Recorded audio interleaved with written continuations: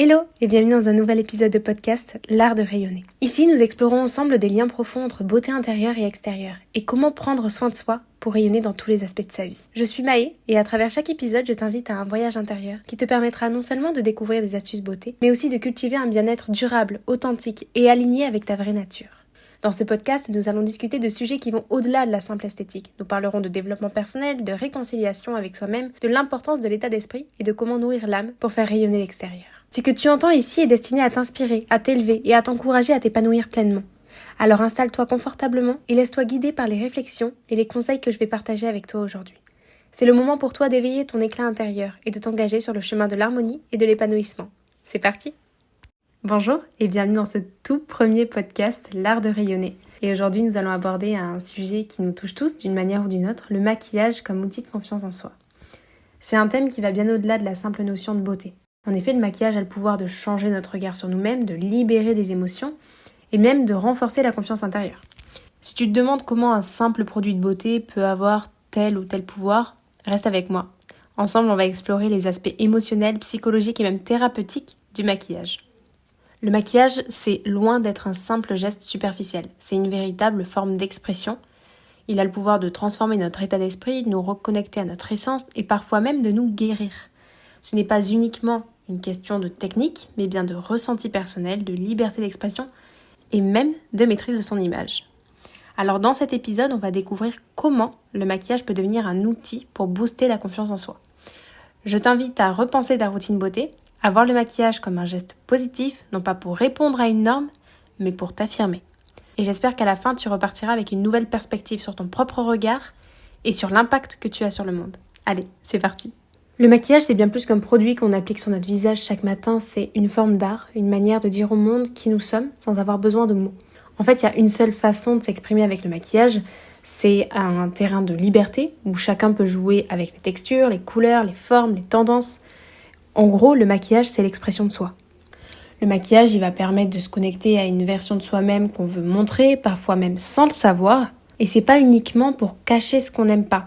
Bien que, on entende beaucoup ce type d'argument, mais bien pour mettre en lumière ce que l'on aime chez soi. Par exemple, un cat eyes peut être un moyen de se sentir plus audacieuse, tandis qu'un teint glowy pourrait, par exemple, refléter une envie de rayonner à l'intérieur. Et à travers ces choix, en fait, nous envoyons des messages à notre entourage, à nous-mêmes, tout en définissant notre propre esthétique. Et l'un des aspects fondamentaux et fascinants du maquillage, c'est sa capacité à être un miroir de notre propre humeur. Parfois, on va choisir une couleur de rouge à lèvres intense et tout simplement, ça va nous donner du courage avant une réunion importante. Ou on opte pour des teintes neutres pour se sentir plus sereine. Le maquillage, là, il devient une sorte de bouclier, mais aussi un miroir qui reflète en fait ce qu'on ressent à l'intérieur de nous-mêmes. Et comme le souligne Pat McGrath, célèbre maquilleuse, le maquillage n'est pas un masque, il s'agit d'une célébration de soi. En gros, c'est célébrer ce que l'on est, ce que l'on veut devenir ou ce que l'on ressent à un moment donné. Et le maquillage, il a aussi un impact psychologique profond. Il y a une étude qui a été réalisée par Psychology Today qui a démontré que le maquillage peut augmenter notre sentiment de contrôle et qui améliore notre perception de nous-mêmes. Donc le simple fait, en fait, de prendre le temps de se maquiller chaque matin permet de se sentir plus en maîtrise de son image, donc de se préparer mentalement à affronter la journée. Un teint lumineux ou des cils plus longs peuvent transformer la façon dont nous interagissons avec les autres et comment nous nous percevons dans le miroir. Donc ça a un réel impact sur la façon dont on commence, dont on entame et dont on se sent tout au long de notre journée. Et le maquillage, bien plus qu'une touche de couleur, ça devient ainsi une connexion en fait entre notre intérieur et notre extérieur. Ça nous permet de nous sentir plus puissantes, plus fortes, prêtes à affronter le monde.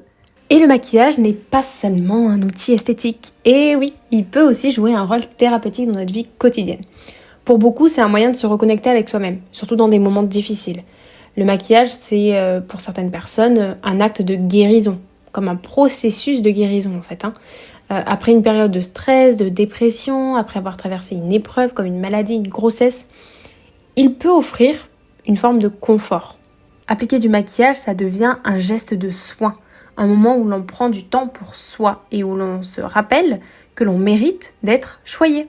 Donc un maquillage doux et léger, une crème teintée, des cils recourbés, tout ça en fait, ça va devenir une forme de caresse pour l'âme. Et comme le dit Samantha Spector, qui est thérapeute spécialisée en image corporelle, le maquillage, ça peut être une façon de prendre soin de soi, de se détacher des pensées négatives et de se redécouvrir.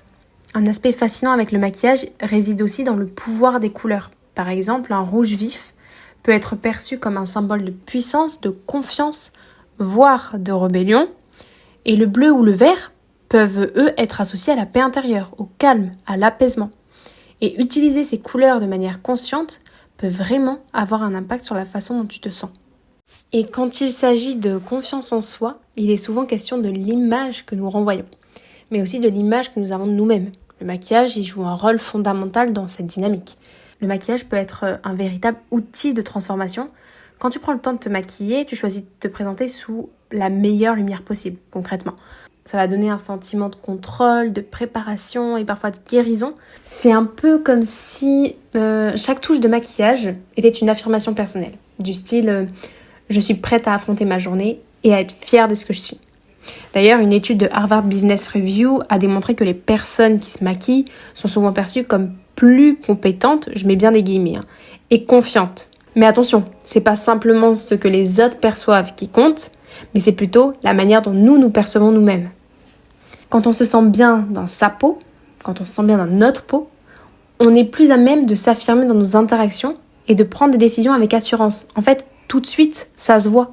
Dans les interactions sociales, dans notre prise de décision, ça se voit. Et le maquillage, là, c'est vraiment un outil de transformation. Ce qui est fascinant avec le maquillage, c'est qu'il transforme non seulement notre visage, mais aussi notre état d'esprit. Un teint radieux peut insuffler une nouvelle énergie, un rouge à lèvres audacieux peut faire naître une confiance en soi inébranlable, tout comme un style vestimentaire, par exemple, peut refléter une personnalité. Le maquillage, il va en dire long sur notre état émotionnel et nos intentions. Et pour illustrer ça, imagine qu'au début de la journée, tu te sens un peu fatigué. Une touche de maquillage léger et un peu d'highlighter peuvent instantanément raviver ton visage. Te donner un coup de boost, te faire sentir prête à affronter la journée. Et en fait, cette petite transformation extérieure, elle peut avoir un effet profond sur ton bien-être intérieur. C'est la magie du maquillage. Il booste l'âme. Et c'est ça, la magie du maquillage. Il booste l'âme. En résumé, le maquillage, c'est bien plus qu'un simple produit de beauté. C'est un puissant outil d'expression personnelle, un catalyseur pour la confiance en soi.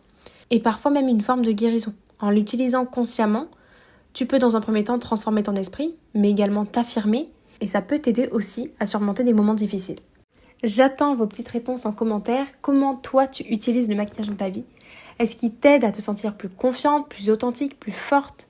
Ou peut-être as-tu envie de commencer à l'utiliser de manière plus consciente, comme un rituel d'affirmation personnelle par exemple ? En tout cas, je te remercie d'avoir écouté cet épisode de l'art de rayonner. Si tu as aimé, n'hésite pas à le partager avec ceux qui pourraient en avoir besoin. Et n'oublie pas de t'abonner pour ne manquer aucun des prochains épisodes.